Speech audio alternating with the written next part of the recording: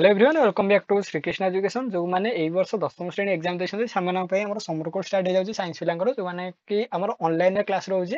3 month रो class रहउची अधिका discussion पई complete देखंतु वीडियो सो फास्ट देखो कि प्लस 2 फर्स्ट ईयर तमे पिला नॉर्मली समर कोर्स कोन आउ ता विषय में टिके चर्चा करिया समर कोर्स माने कोन देखो दीटा वर्ड को एटा नै कि गोटे समर आउट होची कोर्स समर कोले बेसिकली कोन हमर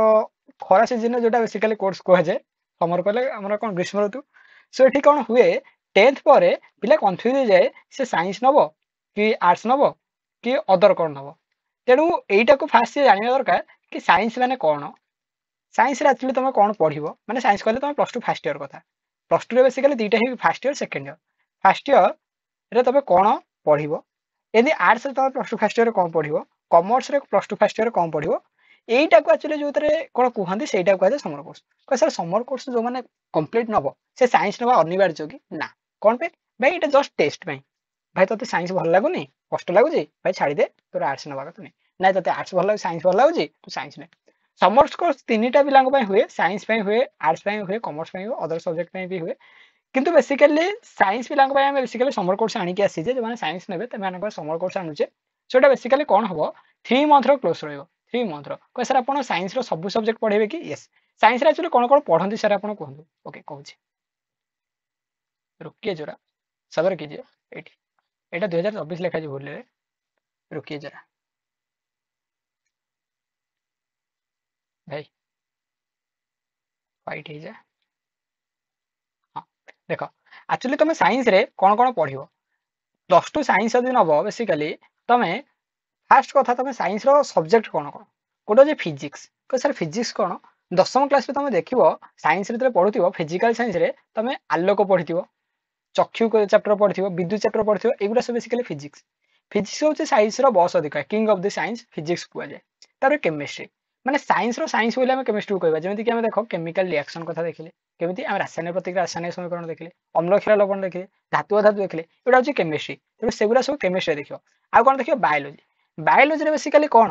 बायोलॉजी रे तमे दीटा पार्ट पाइबो गोटे पाइबो जूलॉजी आ गोटे पाइबो बॉटनी को सर जूलॉजी माने कोन बॉटनी माने कोन तो बेसिकली ओनली प्राणी को विषय यदि पढिबो तले जूलॉजी आउ कोन जदि उद्भिद विषय पढिबो तले बॉटनी को जाय को सर बायोलॉजी रे दीटा को निया हबो यस तमे जूलॉजी नबो ता सहित बॉटनी नबो सहित अछि आईटी माने इंफॉर्मेशन टेक्नोलॉजी कंप्यूटर विषय ज्ञान तमे अधिकांश कहि परबो information technology Etah basically IT गला आ गोटे मैथ को सर साइंस रे हम सब सब्जेक्ट पाइबो किंतु मैथ रे extra yes queen of the science हमें मैथ को ही कहि थाउ कारण मैथ न हले हम साइंस अधूरा मैथ न हले साइंस अधूरा तेणु बेसिकली एठी हमर कहिवार कथा एतिक ही तुम साइंस रे पढ़िबो ता सहित आ कोन पढ़िबो ता सहित तुमर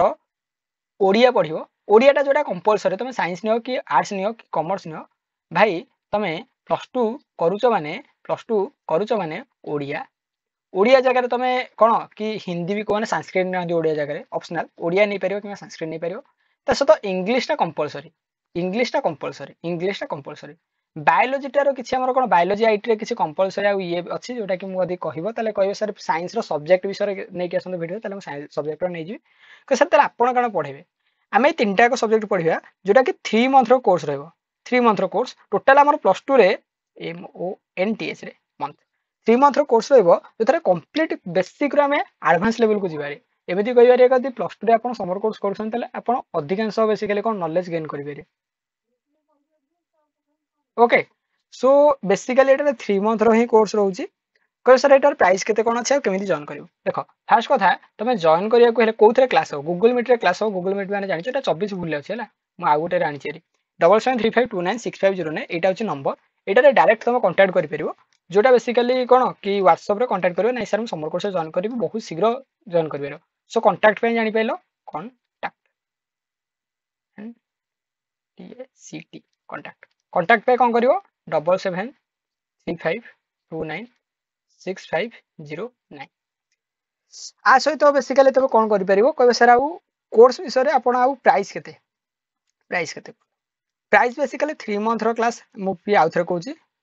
3 मंथ रो क्लास 3 मंथ रो मु रखिची 700 टंका जदि तमे करूछ 8 पिला 8 पर पिला 8 हला स्टूडेंट हला पर 100 टंका लेस माने ଯଦି ତମେ ତମ ଫ୍ରେଣ୍ଡ ମାନଙ୍କୁ ଆଡ୍ କରୁଛ ତାହେଲେ ପର ପିଲା 100 ଟଙ୍କା ତମ ପାଖକୁ କମିଯିବ। ମାନେ ତମର 700 ଟଙ୍କା ହଉଛି ପ୍ରାଇସ୍, ତମେ କଣ କରିବ ନାଇଁ ମୋ ସାଙ୍ଗ ଗୋଟେ ଅଛି ସେ ଜଏନ୍ କରିବ, ତାକୁ ଡାକିକି ଆଣି ଜଏନ୍ କରିଦବ। ତାହେଲେ ତାର ଫି ତମର ହେଇଯିବ କଣ କହିବ, ତମର ହେଇଯିବ ଫି 700 ଟଙ୍କା। ସାର୍ ତାହେଲେ ସାର୍ ତାହେଲେ ଆମର ତ 700 ଟଙ୍କା ହେଇଯିବ। ସାର୍ ଯିଏ ଜଏନ୍ କରିବ ତାର ବେନିଫିଟ୍ କଣ, ତାର ହେଇଯିବ 650, ତାର ହେଇଯିବ 650 ହେଇଯିବ। ସାର୍ ତାହେଲେ ନାଇଁ ମୁଁ ସେକେଣ୍ଡ ପିଲାକୁ ଜଏନ୍ କରିବି, ସେକେଣ୍ଡ ପିଲାକୁ କମିଗଲେ ତ ଭାଇ ଏଇଟା 700 ଟଙ୍କା ନୁହଁ, ଏଇଟା 600 ଟଙ୍କା ହେଇଯିବ। ତମର ହେଇଯିବ 600 ଟଙ୍କା, ତାର ହେଇଯିବ 650। କହିଲେ ନାଇଁ ମୁଁ ସେକେଣ୍ଡ ପିଲାକୁ ଆଡ୍ କରିବି, ତାହେଲେ ତମର ହେଇଯିବ 500। ଥାର୍ଡ ପିଲାକୁ ଆଡ୍ କରିବ ହେଇଯିବ 400। ଏମାନଙ୍କର କିନ୍ତୁ 650ଟା ଇଏ ରହିବ, ଆଉ ଯାହାକୁ ଆଡ୍ କରିବ ତାର ବି କଣ ବେସିକାଲି 650 ରହିବ। ତମେ ଯେତେ ପିଲାଙ୍କୁ ଆଡ୍ କରିବ କମିଯିବ। ଏଇଟା ବେସିକାଲି କରିବାର କଣ, କିଛି ପିଲା ଅଛନ୍ତି ଯୋଉମାନେ ପାଠ ପଢି ପାରୁନାହାନ୍ତି ମନି ପ୍ରୋବ୍ଲେମ ପାଇଁ, ସେମାନଙ୍କ ପାଇଁ ବେସିକାଲି ବେନିଫିଟ୍ ହବ। ଆଉ ଯୋଉମାନଙ୍କର ମନି ପ୍ରୋବ୍ଲେମ ଅଛି ସିଓର ଜଣାଜଣି କରିବ, କିଛି ଅସୁବିଧା ନାହିଁ। ଏତିକି ହିଁ ଥିଲା କମ୍ପ୍ଲିଟ୍ ଡିସ୍କସନ୍।